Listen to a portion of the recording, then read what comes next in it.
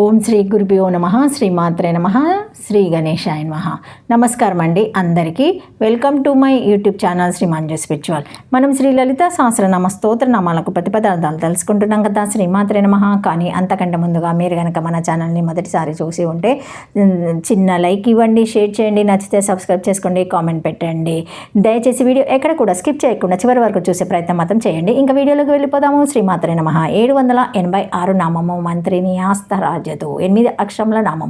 ఈ నామంతో అమ్మవారికి నమస్కరించేటప్పుడు మంత్రిని ఆస్తరాజ్యదురై నమః అని చెప్పాలి. మంత్రిని అయిన శ్యామలాదేవి యందు స్వస్థ ఉంచబడిన రాజ్యదు రాజభారము కలది. అమ్మవారికి 16 మంది మంత్రినులు ఉంటారు. వీరి పేర్లు ప్రథమ భాగ అనుబంధంలో ఇవ్వబడినాయి. ఈ 16 మంది మంత్రినులలో అతి ముఖ్యురాలు శ్యామలాదేవి. విశ్వ సామ్రాజ్య పరిపాలన బాధ్యతలను అమ్మవారు ఈ శ్యామలాదేవి మీద ఉంచుతుంది. శ్యామలాదేవి కృష్ణ లేదా విష్ణువు సంబంధమైన దేవి. శ్రీకృష్ణ శ్యామలాదేవి శ్రీరాము లలితాంబిక విష్ణు జగత్పోషకకారుడు కాబట్టి అమ్మవారు రాజ్యాన్ని విష్ణు సంబంధమైన శ్యామలాదేవికి అప్పచెప్పింది. మంత్రి అనే పుల్లింగ శబ్దానికి మంత్రిని అనేది స్త్రీలింగ పదం. మంత్రంలో సలహా ఇచ్చేవాడిని మంత్రి అంటారు. మంత్రాన్ని ఉచ్చరించడానికి లోపల సంకల్పంగా పనిచేస్తూ మన చేత ఓం, సోహం, నాదం మొదలైన వాటి ఉచ్చరణ సహకారంతో మాటలను పలికించేది, ఆలోచనలను కలుగజేయున్నది కూడా. కాబట్టి శ్యామల మంత్రిని అయింది. మంత్రిని అయిన శ్యామలాదేవి యందు ఉంచబడిన రాజ్యభారము కలది అని ఈ నామానికి అర్థము. శ్రీమాత్రే నమః. మంత్రిని యందు ఉంచిన రాజభారము మంత్రము గల ఉపాసకులను దేవితో ఐక్యం పొందుచున్నది.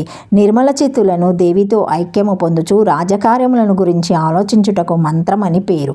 అట్టి మంత్రశబ్దము కంటే మతుబర్ధమందు ఇని ప్రత్యాయము చేయగా మంత్రిని శబ్దరూపముగాను రుణోజ్యుజ్యు అను సూత్రంచే నకరాంతముగానుగా జిప్నత్వములు చేయగా మంత్రిని శబ్దము సిద్ధమగును. రాజకార్యాలోచనము కలది అని అర్థము. లలితాదేవికి మంత్రిని శ్యామలాదేవి కావున శ్యామలాదేవి యందు ఉంచబడిన రాజభారము గలది. బ్రహ్మాండ పురాణంలో రాజశ్యామలను గురించి చెప్పుచు లలితా పరమేశ్వరి యొక్క రాజకార్య ఆలోచనలను ఇతర శక్తుల చర్చలను అన్నీ శ్యామలాదేవి యందు దీనములై ఉన్నాయి అని చెప్పెను. లేదా మంత్రము గలవారు మంత్రులు, ఉపాసకులు లేదా మననము చేయుట, రక్షించుటను ధర్మము గల నిర్మల చిత్తమునకు మంత్రమని పేరు. అట్టి చిత్తం గలవారు మంత్రులు, యోగులు వారిని లలితా పరమేశ్వరితో ఐక్యం పొందుచున్నది మంత్రిని అగును. అనగా దేవితో ఏకత్వమును పొందుట అను ప్రయత్న విశేషమునకు మంత్రిని అని పేరు. అట్టి మంత్రిని యందు ప్రయత్నమందు ఉంచబడిన ఆత్మ సామ్రాజ్యం అనేది ఐక్యరహస్యమును కలిగించు ధర్మము గలది. అనగా మంత్రోపాసకుల యొక్క యోగుల యొక్క ప్రయత్న విశేషముచే దేవితో ఐక్యం అనేడు ధర్మము సంభవించునని భావము. ఆ ఐక్యము కూడా దేవి ఇచ్చుచున్నదన్నచే అంతయు దేవి దీనమని అర్థము. ఈ విషయం అంతయు 3 శివసూత్రములలో చెప్పబడినది. 1 చిత్తమే మంత్రము, 2 ప్రయత్నమే సాధకుడు, 3 విద్యా శరీర స్ఫూర్తియే మంత్ర రహస్యము. ఈ 3ను శివసూత్రములు. ఈ సూత్రములకు కృష్ణదాసు ఈ క్రింది విధంగా వ్యాఖ్యానము చేసెను.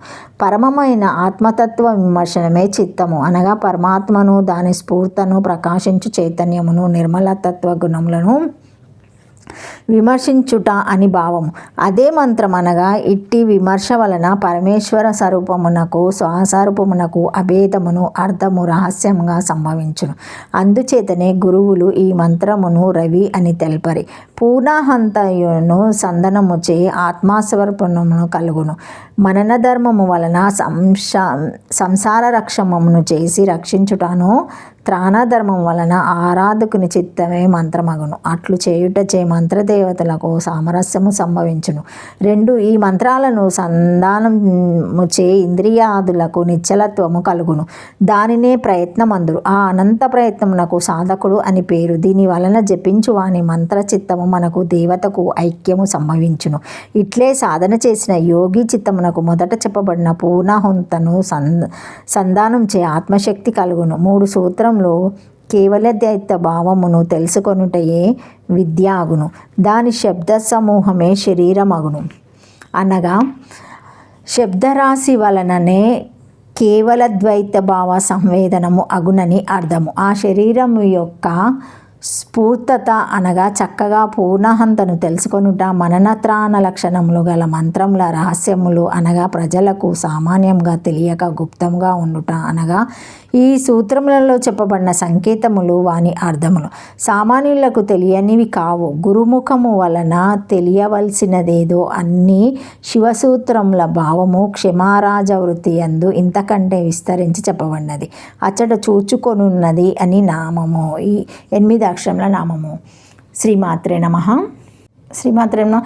Thank you for watching my video. Please like, share, comment, subscribe to my channel. మరిన్ని వీడియోస్తో మళ్ళీ కలుస్తానండి. ఈ వీడియో కనుక మొదటిసారి ఎవరైనా చూసి ఉంటే తప్పకుండా ఒక చిన్న లైక్ ఇవ్వండి, షేర్ చేయండి, సబ్స్క్రైబ్ చేయండి, కామెంట్ పెట్టండి. శ్రీమాత్రే నమః. జై శ్రీ మహాకాల్. ఓం నమః శివాయ.